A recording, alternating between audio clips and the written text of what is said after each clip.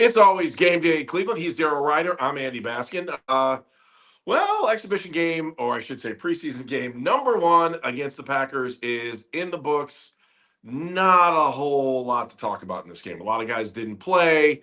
There were numbers, there were players, there was one big injury in the game, but overall, it wasn't one that was going to keep you awake for 4 quarters. Yeah, no, 23-10, the Packers come in and get the win against basically the Browns' backups because, as you said, not many starters played in this game. Kevin Stefanski made that known from the get-go. Jameis Winston played that opening series and was out of there after that. And then it got turned over to the backup quarterbacks, Tyler Huntley and Dorian Thompson-Robinson. And really, Andy, the only spark on offense came in that fourth quarter, that 13-play drive that DTR led, ended up in a touchdown there. But for pretty much most of the game, it was Cade York's 55-yard field goal that gave him 3 points. That was the scoring for the Browns. And to be honest with you, not bad for a guy that hasn't made a kick or hasn't even played since last year, the beginning of the season. Even more impressive, he did it into the dog pound, which is the toughest end to kick in this stadium. So we're dissecting a field goal. Yes, this is how bad it is. Yeah.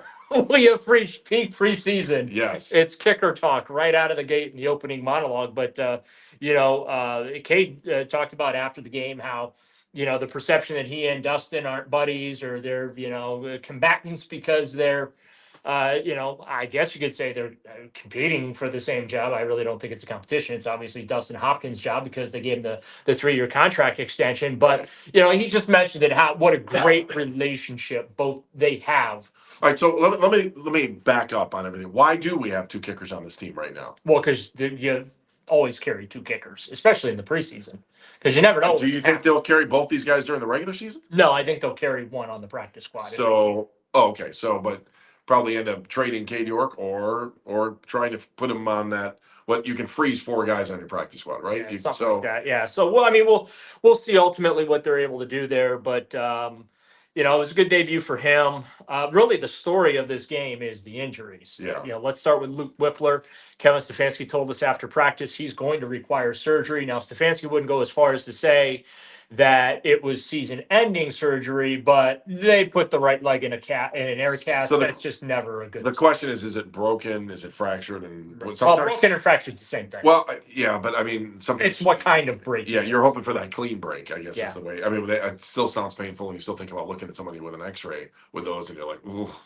Well, I mean, as soon as they got him on the cart, and he didn't want to be on that cart. Yeah, well, 30 seconds after they got him through the tunnel, they made the press box announcement that he was out for the game. Right. I mean, that it was instant. They didn't even, I don't think, need to get him to the X-ray room to have an understanding about the severity of the injury. As far as the 8 other guys that got hurt, I mean, at this point, I thought they were going to draft the linebacker from the press box because they're running out of those guys right now. But Stefanski said the other guys will get their MRIs and all that. And, on Sunday, of course, we're recording this after the game Saturday evening.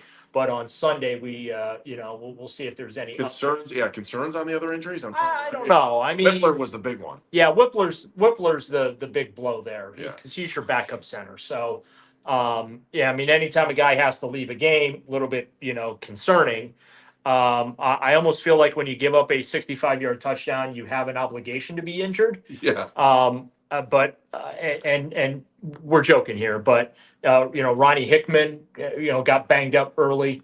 You hate seeing that. Like any of these guys getting hurt, right? It was unfortunate. So again, maybe Sunday or come Monday because Wednesday and Thursday the joint practice. I am done saying good things about people. Zadarius Smith, I was just raving about him from last Sunday. He gets hurt the next day. So I was raving about the fact they have all these Buckeyes on the team now. Getting hurt today. I mean, it's just I'm done. It's the Baskin curse. I think it is. Okay. I think I was saying good things about the Guardians too before they went on their losing streak. So I don't know. Maybe I just need to change my ways. Let's talk about the quarterbacks because I think that's probably the big story. Let's start with this. Do you think we'll see Deshaun Watson next week? No. Because we'll see him with the joint practices, though, right? Yeah, you'll see him in the joint practices, but you're not going to see him against the Minnesota Vikings in a preseason game. There's no reason. All the work's going to get done. In fact, all the guys that were out today are going to be out next week too, because all the work is going to be done against the Vikings in those 2 practices on Wednesday and Thursday. Friday will be the off day. They'll play it on Saturday. So You know, you will not see Deshaun until that third preseason game, and I don't know how long you're going to see him in that one either. But next week's game against the Vikings is going to look exactly like we saw Saturday afternoon as far as participation goes. Bring your pillow and your blanket. Let's talk about Jameis Winston then, because I thought, for the short period of time they put him out there, he ended up 5 or 6. Yeah, 4 for 5, 30 yards. 5, okay. 4 for 5, 30 yards. I know I had only one incompletion in that drive, but yeah, I mean, not a lot to see there, right? I mean, It's just basically he broke a sweat and that was it. The quarterback that really impressed me was DTR. Yeah, his numbers. Let's go through those: 14 of 18, 134 yards. Although I did think Tyler Huntley looked like a guy that's played in the NFL before. Like if he needed to be the third string quarterback, there's no problem. If he needed to be the second string quarterback, I mean, not that I'm saying that I want him to be in that position, but he's a pro. I mean, he's a pro. If there's a guy that can be traded, it might be him. I don't think it was an accident. He was the second guy put out there, right after Jameis. So I think that if they can showcase him a little bit in this preseason, maybe you try and trade him to get something, if anything, right? But because they can't keep all 4 guys, and we know Jameis is the number 2, so this is the battle for number 3. Unless you think one of those guys in the practice squad, but I don't think that's happening. And how far we have come that now we have a battle for the third quarterback position instead of the first one or the second one. But I mean, here in Cleveland, it's always been the first one. So, but I thought DTR did a real nice job. I was impressed that Jamari Thrash kind of flashed a little for me. So I was going to go down the road. Every camp has a unsung hero. Yes, he was drafted, but like a camp darling to me. Yeah, I don't know if he's a camp darling, but I was fan favorite, soon to be fan favorite. Well, the fan favorite's Mike Hall. But that's local. I'm just saying he's going to be a fan favorite just from the fact that he wore a Streetsboro jersey at one point. The fact that he played for Ohio State, that's a gimme. Right. Like Thrash is the name that you're like, hey, I like this guy. And you're like, I'm going to watch this guy. I want to see what he wants to do, and I want to see where he goes. And is he going to challenge, David Bell? Where is he going to take a spot away from somebody who's already on the roster? Jeff Phelps' favorite guy, David Bell, got dinged up. That's me. That's sorry about that. That's all right. Because look, it is a make or break camp / preseason for both David Bell and Michael Woods. I think one of those guys is going to wash out. Maybe they get the guy to the practice squad or something. But as far as actually making the football team, I think this is a make or break camp for those 2 guys. Jamari Thrash is probably going to make it. He's a draft pick. Right. We know Andrew Berry doesn't like cutting the draft picks in year 1. The other thing I want to talk about, and I think that this is a pretty big situation, is Amari Cooper. Okay. Because he took to Instagram. I forget the quote off the top of my head, but it created a big stir on social media. And I think it's important to kind of go through what's going on with him and why he may feel the way he feels about this situation. Sure. First off, the Browns aren't leaking anything about trade rumors or anything like that. This has come from the West Coast, partially because the 49ers are trying to get something done with Brandon Ayuk, either get him signed or traded. Right. Okay, so that's why this stuff is coming out there. Now, the reporting that is out there is that the Browns offered Amari Cooper a 2nd-round pick and a 5th-round pick for Brandon Ayuk. Ayuk has basically said, thanks, but no thanks. I don't want to go to Cleveland. I don't want to play with Deshaun Watson. Okay. Okay. So that being what it is, now Cooper jumps on his Instagram story and he posts something to the effect of, and I'm paraphrasing because, again, I can't remember exactly what it was, but basically, like, he wouldn't have minded. Like, if he was traded, like, it just the phrasing. I wouldn't have minded it. It would have been a big deal. Whatever. Okay, but before these rumors, that would have just absolutely blown me away. Like I thought he was happier. I think he's Well, so here's why he may be unhappy though. Okay. One, he wanted a contract extension plus a pay raise, and he didn't get it. Right. Mm-hmm. The Browns basically said, "Well, you're 30 years old. We don't really want to extend guaranteed money." Right. Right. They just don't do it. I mean. Right. So. But what we'll do is we'll go ahead and guarantee your contract this year. So that's one reason, maybe some hurt feelings. Right. And then all of a sudden now, after that, right, he's come to terms with it is what it is. It's business, whatever. Okay, I'm going to be a pro, get out there. And then all of a sudden now his name is in these trade rumors, right?